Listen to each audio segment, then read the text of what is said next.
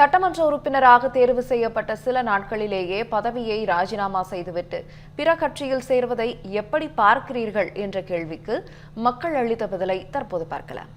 ஜெயிச்சுட்டு மாறுறாங்கன்னா திரும்ப நம்ம வந்துடலாம் அப்படின்னு ஒரு அற்புதம். அந்த பழைய கட்சியை விட்டு விளையிடக்கூடாதுல்ல. கட்சியில் இருந்தால் காலம்லாம் கட்சியில் இருந்து கடைசி பார்க்கணும்ல. அங்கே போய் இருந்தால் திரும்ப அங்கே எம்எல்ஏ ஜெயிச்சிடலாம், திரும்ப மந்திரியாக வந்துடலாம்னு ஒரு ஆசை தான், மனசு அற்புதம். அது அப்படி போகக்கூடாதுல்ல. அது மக்கள் பார்த்து விரும்ப போட்டவங்க அப்படி போயிட்டா அது நல்லா இருக்காது. அது அவங்க சுயநலம். ஒரு கட்சியில் வெற்றி பெற்றுட்டு இன்னொரு கட்சிக்கு போகிறதுங்கிறது அப்படி அது தவறான ஒரு செயல். இது தமிழ்நாட்டில் இது முதலாக நிறையா முறை நடந்திருந்தாலும் இப்போ அதிகமாக நடந்துக்கிட்டு இருக்கு. இது வன்மையாக நம்ம கண்டிக்கணும், மக்கள் சார்பாக கண்டிக்கிறோம். அந்த தேர்ந்தெடுக்கப்பட்ட அந்த தொகுதியுடைய உறுப்பினர் ஒவ்வொரு உறுப்பினரும் கொஞ்சம் பொறுப்புணர்வோடு நடந்துக்கிறணும். இப்படி மக்களை ஏமாற்றி ஒரு கட்சியிலேருந்து இன்னொரு கட்சிக்கு தாவுறது, அப்போ அந்த கட்சியில் எவ்வளோ நாள் இருப்பான்னு சொல்ல முடியாதுல்ல. அதுலேருந்து தவறுறதுக்கு எவ்வளோ நாள் ஆகும்? அது சீக்கிரம் தவுவார். அதனால் இதெல்லாம் மக்கள் புரிஞ்சு வருங்காலத்தில் நல்ல வேட்பாளர்களை தேர்ந்தெடுக்கணும். தேர்ந்தெடுக்கிறது மூலமாக தான் இதை நம்ம ஒரு சரியான ஒரு நிலைமைக்கு கொண்டு வர முடியும். மாற்றத்தை எதிர்பார்த்து விஜய்க்கு வாக்களித்தாங்க அப்படின்னு சொல்கிறது நான் ஏற்றுக்கல. ஏதோ ஒரு திரைமுகத்தில் அவங்க வெற்றி பெற்றிருக்காங்க அப்படிதான் பார்க்க முடியும். ஆனால் மாற்றத்தை விரும்பும் மக்கள் இன்னும் நல்ல மாற்றத்தை கொண்டு வந்திருக்கலாம். அப்போ ராஜினாமா பண்ணால் அந்த தொகுதியில் தேர்தல் ஆணையம் செலவு பண்ண காசை அவங்ககிட்ட வசூல் பண்ணணும்.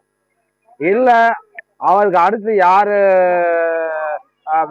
வந்திருக்காங்களோ அவங்கள சட்டமன்ற உறுப்பினராக ஆக்கினா ரொம்ப நல்லது.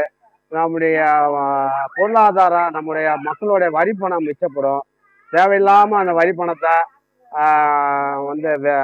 விரயம் பண்ணுறாங்க.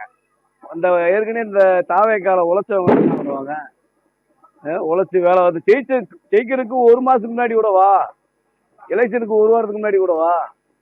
இப்போ வந்துக்கிட்டு நான் வாரேன் நீ வாரேன் ஜெயிச்சதுக்கு அப்புறம் ஏன் எதுக்கு? அது இணைகிறவங்க தான் அதை யோசிக்கணும். நம்ம நம்ம கட்சியில் இணைகிறதுக்கு வேணான்னு சொல்ல முடியாது. இது நல்ல விஷயமே கிடையாது, தவறு. வெற்றி பெற்ற வேட்பாளர் என்று சொல்றீங்கல்ல, அது அவங்க ஜெயிக்கல, ரெட்டலையை பார்த்துட்டு அவங்க ஜெயிச்சது, ஓட்டு போட்டது. தொண்டர் பூரா அப்படியே இருக்காங்க. இவங்க ஜெயிச்சவங்க பதவி ஆசைக்காக மாறுறாங்க. ஒவ்வொருத்தருமே பாருங்க 2 தடவை 3 தடவை ஜெயிச்சிருக்காங்க.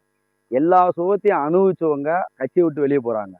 எந்த சுகமே அழிவிக்காத அடிப்படை தொண்டர் அதே கட்சியில, அதே இயக்கத்துல, அதே அம்மாவோட இயக்கத்துல பயணம் பண்றாங்க. அது புதுசா ஆரம்பிச்ச கட்சி. அங்க யாருக்கும் எதுவுமே தெரியாது செயல்பாடு. இவங்க போனா இவங்க தானே அங்கே ஆக்டிங்கா இருப்பாங்க, இவங்க தான் செயல்படுவாங்க. அங்க போனா மினிஸ்டர் கிடைக்கும், அமைச்சர் ஆயிடலாம் அப்படின்னு ஒரு கணக்குல அவங்க உள்ள போறாங்க. அஜெண்டாவே அதுதான். ஒரு அமௌண்ட் வாங்கிட்டு அங்கே போய் அது சீட்டு அதே கேட்பாளரை அறிவிப்பாங்க. அந்த 4 பேர் பார்த்தீங்களாக்கா அவங்களோட இண்டிவிஜுவாலிட்டியில் அவங்க ஜெயிக்கல, ஒரு கட்சியை சார்ந்து இருந்து ஜெயிச்சாங்க.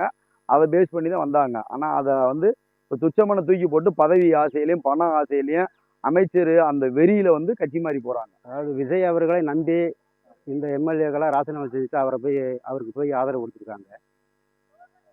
பொதுமக்களும் முன்னாடி இருந்த 2 கட்சியிலையுமே புறக்கணிச்சுட்டு தாவேக்காவை ஆதரிச்சிருக்காங்க. அது அந்த கட்சியிலிருந்து அவங்க போனவங்க அந்த மக்களுக்கு துரோகம் பண்ணிட்டு அடுத்த கட்சிக்கு போகிறாங்க. அவங்க வாக்களித்த மக்களை நல்லா நம்பி அவங்களோட இருந்து அந்த கட்சியோடு இருந்து அவங்க செயல்பட்டுருக்கணும்.